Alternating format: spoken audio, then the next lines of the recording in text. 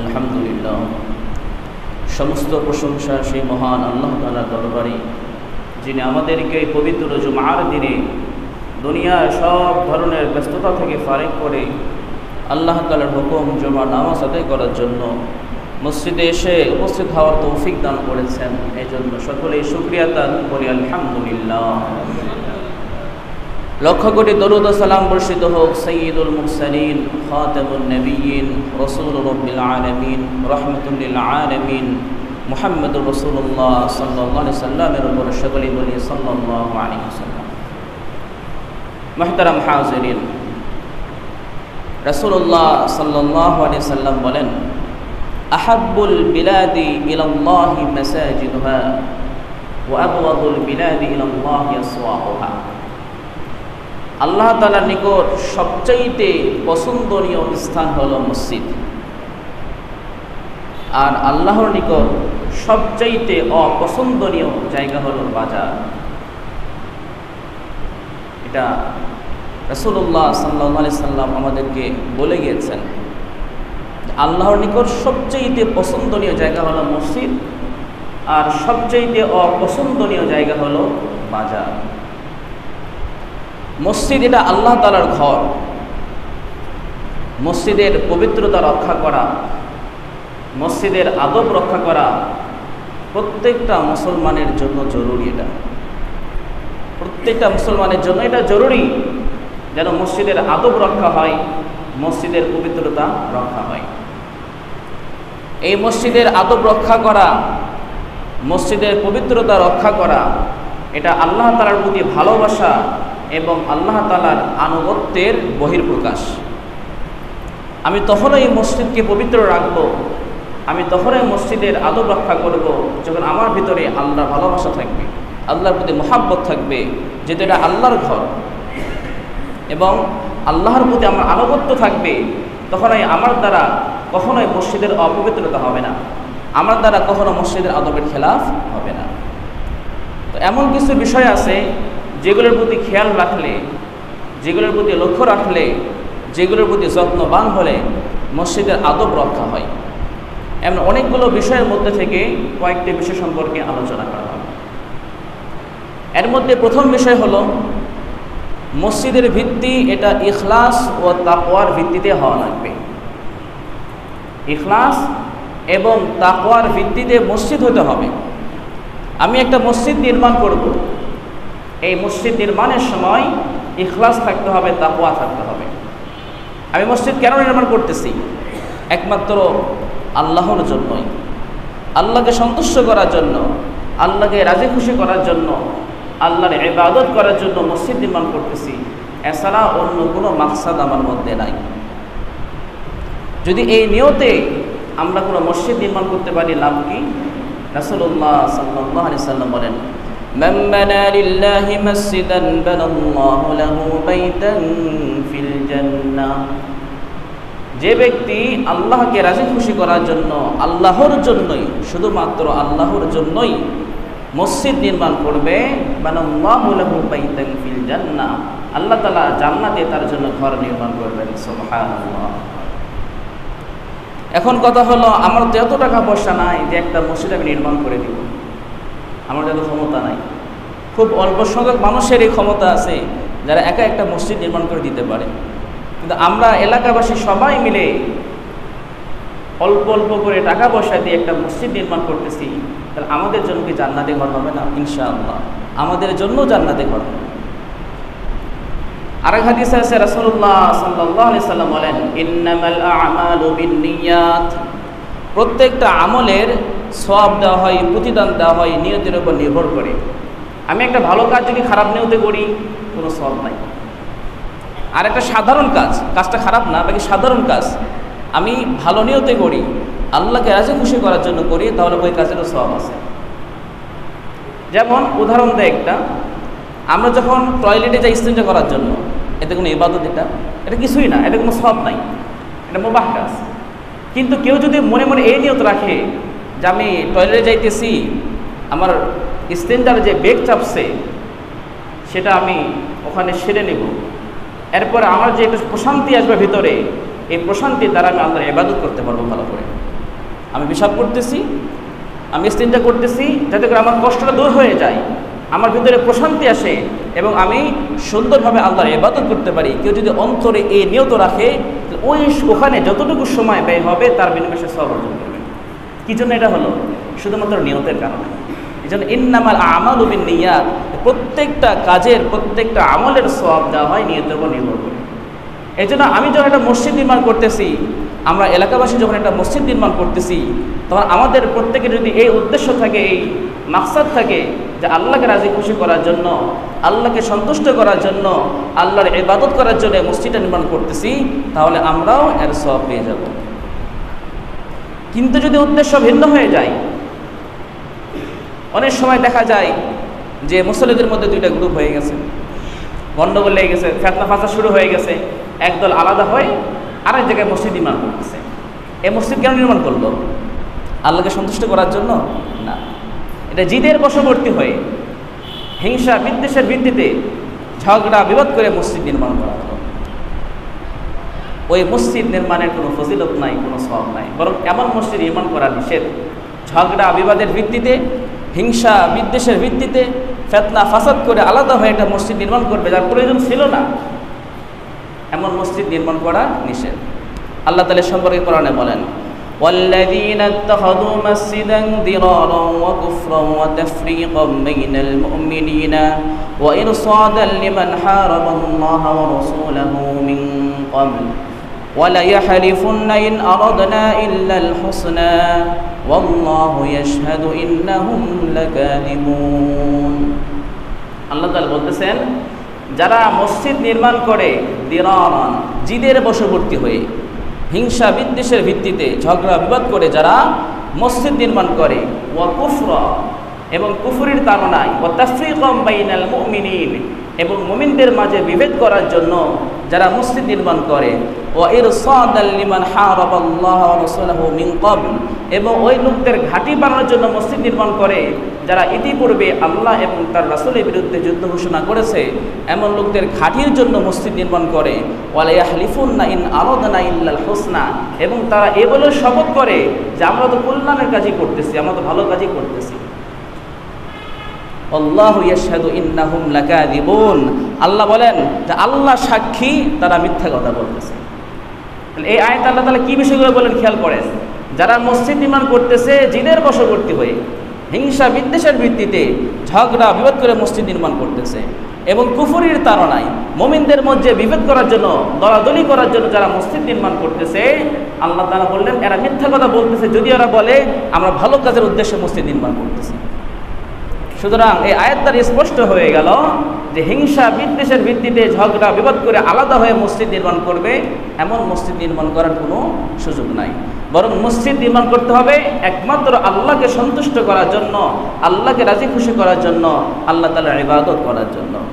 এটা এক নম্বর বিষয় ছিল যে এই বিষয়ের মাধ্যমে মসজিদে আদব রক্ষা করা হয়।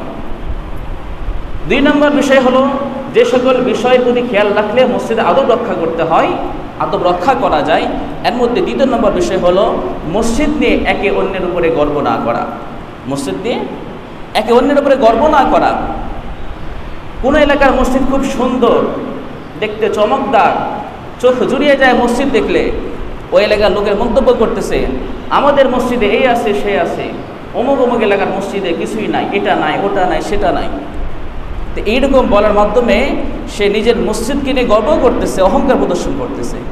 অথচ মসজিদ তো গর্ব করার জায়গা না, মসজিদ দিয়ে গর্ব করা, মসজিদটা গর্ব করার জিনিস না। তো কোনো এলাকার মানুষ যদি এরকম গর্ব করে যে আমাদের এলাকার মসজিদ খুব সুন্দর, এই আছে সে আছে, অমুক এলাকার মসজিদে কিছুই নাই, দেখতে এমন, দেখতে তেমন, ভালো লাগে না, এইরকম মন্তব্য করার সুযোগ নাই। মসজিদ নিয়ে একে অন্যের উপরে গর্ব করার কোনো সুযোগ নাই। রাসূলুল্লাহ সাল্লাল্লাহু আলাইহি ওয়াসাল্লাম বলেন, ইন্না মিন আশরাতিস সাআতি আইয়াতাবাহান নাসু ফিল মাসাজিদ, যে কিয়ামত যে হবে, ইন্না মিন আশরাতিস সাআহ, এই কিয়ামতের একটা আলামত হলো আইয়াতাবাহান নাসু ফিল মাসাজিদ, মানুষ মসজিদ নিয়ে একে অন্যের উপরে গর্ব করবে। এটা কিয়ামতের একটা আলামত। এখানে আবার ভুল বোঝা যাবে না, তাহলে কি আমরা মসজিদকে সুন্দর করব না? এই ভুল বোঝা যাবে না। বরং প্রত্যেক এলাকার মানুষ তাদের সাধ্যমতো তাদের মসজিদকে, তাদের এলাকার মসজিদকে, তাদের মহল্লার মসজিদকে সাধ্যমতো তারা সুন্দর করবে। প্রত্যেক মহল্লার মানুষ তাদের মসজিদকে তাদের সাধ্যমতো তারা সুন্দর করবে, যতটুকু করা যায়। এই সুন্দর তারা কেন করবে? আল্লাহকে সন্তুষ্ট করার জন্য, আল্লাহকে খুশি করার জন্য। আল্লাহর ঘর সুন্দর হবে, আল্লাহ খুশি হবেন, আল্লাহ রাজি খুশি হবেন আমাদের প্রতি। আল্লাহর ইবাদত, আল্লাহ তাআলার ইবাদত করে যেন আমাদের প্রশান্তি আসে, এই নিয়তে, এই মাকসাদে মসজিদকে সুন্দর করবে, মসজিদে নকশাদার করবে।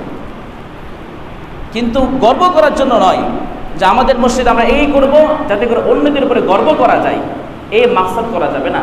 কারণ যদি আমি গর্ব করি, এটা তো আল্লাহ সন্তুষ্টি থাকলো না, আল্লাহ রাজি খুশি মাকসাদ থাকলো না, এটা আমার মাকসাদ থাকলো গর্ব করা। এই জন্য মসজিদ নিয়ে গর্ব করা অন্যদের উপরে, এটা কিয়ামতের একটা আলামত। এই জন্য মসজিদ নিয়ে গর্ব করার সুযোগ নাই। মসজিদ হতে হবে একমাত্র আল্লাহ সন্তুষ্টির জন্য, আল্লাহকে রাজি খুশি করার জন্য। এটা একটা বিষয় হলো যার মাধ্যমে মসজিদের আদব রক্ষা হয়ে যায়। কারণ মসজিদে গর্ব করলে এটা আদবের খেলাফ কাজ হয়ে গেল। 3 নম্বর বিষয় হলো মসজিদে আসার সময় ধীরে সুস্থে আসা, তাড়াহুড়া করে দৌড়াদৌড়ি করে না আসা। জামাত শুরু হয়ে গেছে, দৌড়াদৌড়ি করে আসলাম, তাড়াহুড়া করে উজু করে জামাতে শরীক হয়ে গেলাম। অনেক ভাইয়েরা এমন ভুল কাজ করে থাকেন, এটা করা মোটেও উচিত নয়। রাসূলুল্লাহ সাল্লাল্লাহু আলাইহি সাল্লাম বলেন, যখন ইকামত হয় তখন তোমরা তাড়াহুড়া করে মসজিদে যেও না, ধীরে স্থিরভাবে হেঁটে মসজিদে যাও।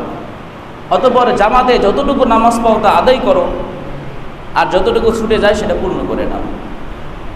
এই হাদিস থেকে বোঝা আসে যে আমরা যারা তাড়াহুড়া করে আসি জামাতে শরীক হওয়ার জন্য, বিশেষ করে কোনো সময় হয় যখন ইমাম সাহেব রুকুতে গেছেন, তখন দৌড়ের প্রতিযোগিতা লেগে যায়। কারণ রুকু যদি ছুটে যায় তাহলে ওই রাকাতটা ছুটে গেল, আর রাকাত ছুটে গেলে তো অনেক বড় লস হয়ে যাবে। এই জন্য অনেকে তাড়াহুড়া করে দৌড়ায় মসজিদে এসে রুকুতে শরীক হওয়ার চেষ্টা করে। এমনকি ওখানে মাসলা করতে কিছু ভুলের কারণে তার নামাজটাও শেষ হয়ে যায় অনেক সময়। কিন্তু রাসূল এটা নিষেধ করে দিলেন, যখন ইকামত শুরু হয়ে যায় তখন তোমরা দৌড়াইয়া তাড়াহুড়া করে নামাজের দিকে এসো না, নামাজের দিকে যেও না, বরং ধীরে স্থিরভাবে আস্তে আস্তে হেঁটে যাও। এরপরে জামাতে যতটুকু নামাজ পাও সেটা পূর্ণ করো, সেটা আদায় করো, আর যতটুকু ছুটে যায় সেটা পরবর্তীতে একাকে পূর্ণ করে নাও। হযরত কাতাদা রাদিয়াল্লাহু আনহু বলেন, একবার আমরা রাসূলুল্লাহ সাল্লাল্লাহু আলাইহি ওয়াসাল্লামের সঙ্গে জামাতে নামাজ আদায় করতেছিলাম। এমন সময় রাসূলুল্লাহ সাল্লাল্লাহু আলাইহি ওয়াসাল্লাম একটা আওয়াজ শুনলেন। নামাজ শেষে যখন জিজ্ঞেস করলেন কিসের আওয়াজ ছিল, তখন কেউ কেউ বলল আমরা তাড়াহুড়া করে আসছিলাম, আমরা খুব দ্রুত নামাজের দিকে আসতেছিলাম। তো রাসূল বলেন, খবরদার এই কাজ করবে না। রাসূল নিষেধ করে দিল, খবরদার এই কাজ করবে না, বরং ধীরে সুস্থে আসো। অতঃপর যতটুকু জামাতে নামাজ পড়ো সেটা আদায় করো, আর যেটা ছুটে যায় সেটা পূর্ণ করে নাও। তাহলে রাসূলের হাদিস থেকে আমাদের স্পষ্ট ধারণা হয়ে গেল যে যদি জামাত শুরু হয়ে যায় সেক্ষেত্রে আমরা তাড়াহুড়া করব না, বরং ধীরে স্থিরভাবে আসবো, সুন্দরভাবে উজু করবো, যদি উজু না থাকে এরপরে জামাতে শরীক হয়ে যাব। যতটুকু জামাতে নামাজ পাই সেটা আদায় করবো ইমামের সঙ্গে, আর যেটা ছুটে যাবে সেটা একাকে আদায় করে নেব। 4 নম্বর বিষয় হলো দুর্গন্ধযুক্ত বস্তু নিয়ে মসজিদে না আসা। দুর্গন্ধযুক্ত বস্তু নিয়ে মসজিদে না আসা এটা মসজিদের আদবের খেলাফ। রাসূলুল্লাহ সাল্লাল্লাহু আলাইহি সাল্লাম বলেন, মান আকালা থুমান আও বাসালান ফালইয়াতাজিলনা আও ক্বালা ফালইয়াতাজিল মসজিদানা।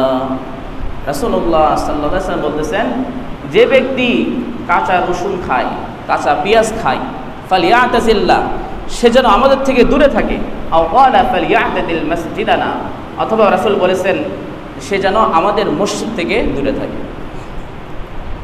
কারণ কাঁচা পেঁয়াজ খাওয়ার পরে, কাঁচা রসুন খাওয়ার পরে মুখে এক প্রকারের দুর্গন্ধ তৈরি হয়। ওই অবস্থানে মসজিদে প্রবেশ করলে ফেরেশতারা ওটা সহ্য করতে পারে না, অনেক মানুষরা সহ্য করতে পারে না। কাঁচা পেঁয়াজের দুর্গন্ধ এবং কাঁচা রসুনের দুর্গন্ধ এটা সহ্য করা যায় না।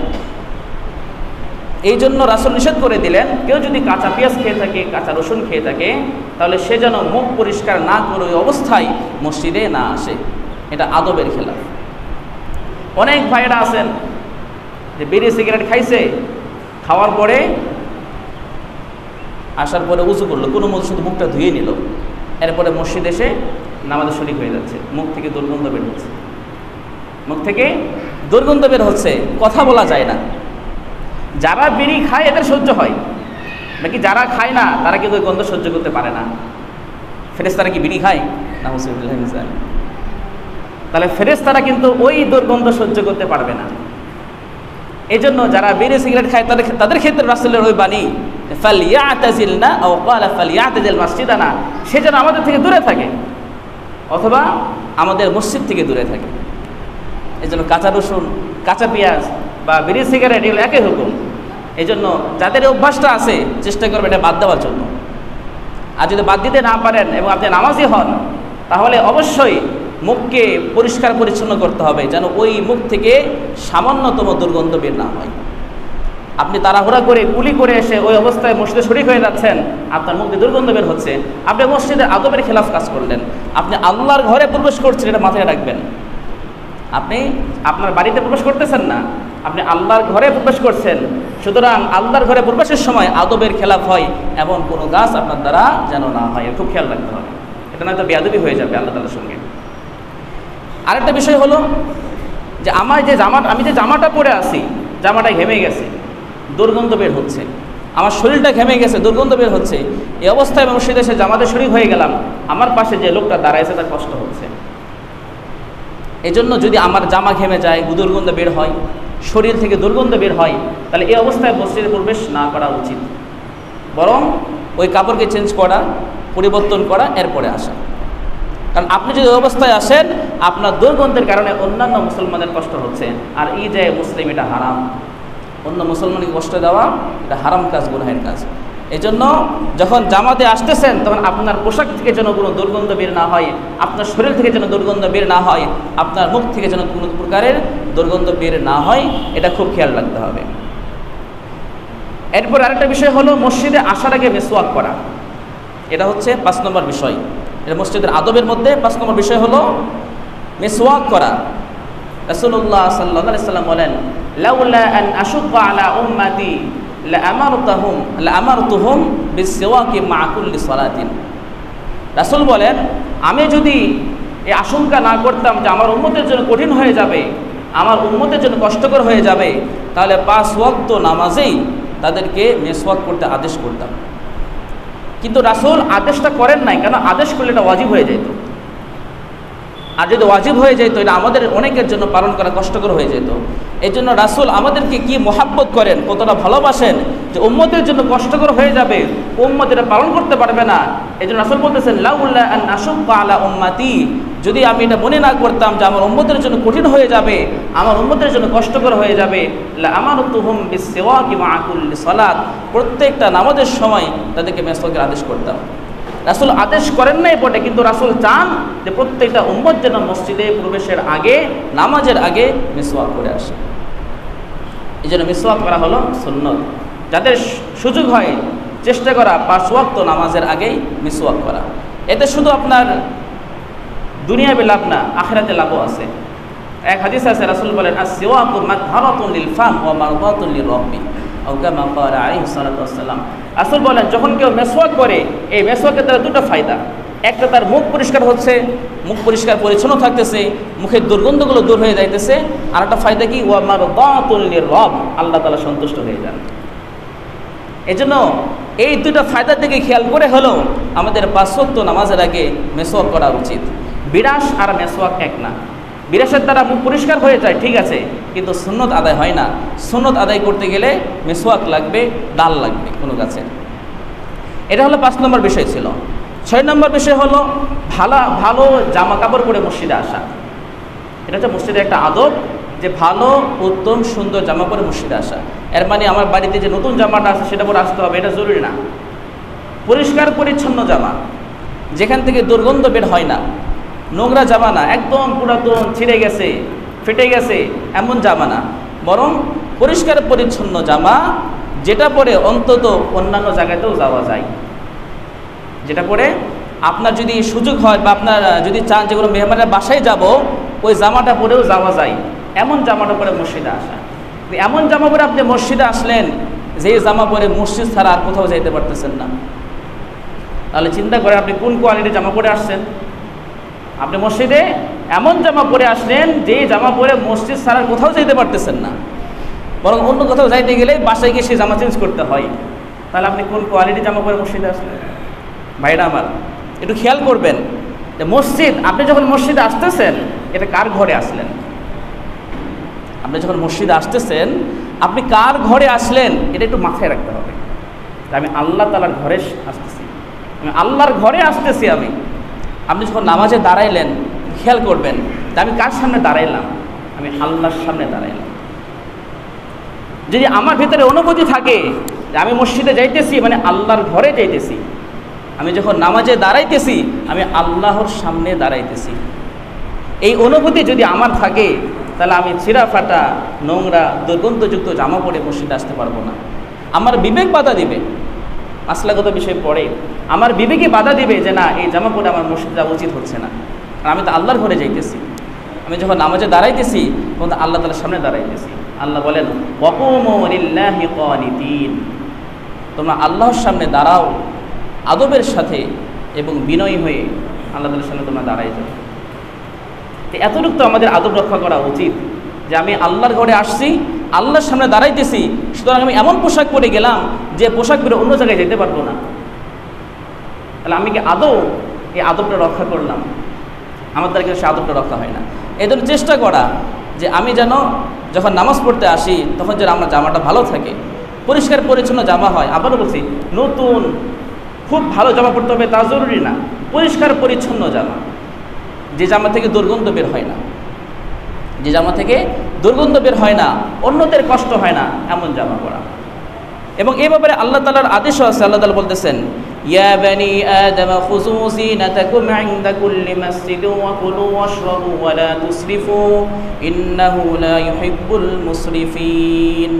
আল্লাহ বলতেছেন ইয়া বানি আদম, হে আদম সন্তানেরা, খুযু যিনাতাকুম ইনদা কুল্লি মাসজিদ, তোমরা প্রত্যেকটা নামাজের সময় সৌন্দর্যতা গ্রহণ করো। এটা কার আদেশ বলেন তো?